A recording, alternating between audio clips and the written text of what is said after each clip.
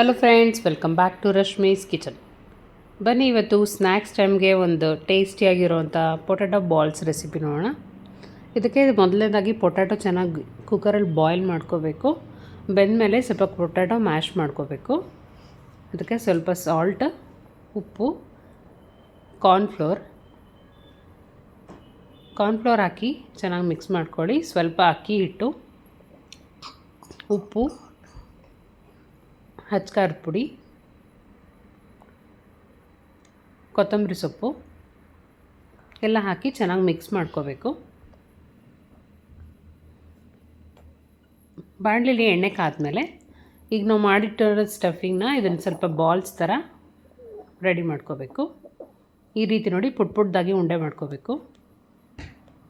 ಈಗ ಕಾದಿರೋ ಎಣ್ಣೆಲೆ ಒಂದೊಂದೇ deep fry ಮಾಡ್ಕೊಳ್ಳೋಣ.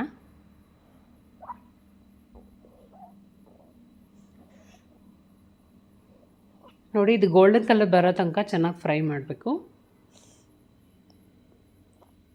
ಚೆನ್ನಾಗಿ ಫ್ರೈ ಆಗಿದೆ. ಈಗ ಇದನ್ನು ಬಿಸಿ ಬಿಸಿಯಾಗಿ ಸರ್ವ್ ಮಾಡೋಣ. ತುಂಬ ಚೆನ್ನಾಗಿ ಬಂದಿದೆ. ಮೇಲೆ ಸ್ವಲ್ಪ ಕ್ರಿಸ್ಪ್ ಆಗಿದೆ, ಒಳಗೆ ಸಾಫ್ಟಾಗಿ ಟೊಮೆಟೊ ಕೆಚಪ್ ಜೊತೆಗೆ ಸರ್ವ್ ಮಾಡಿ. Thank for watching.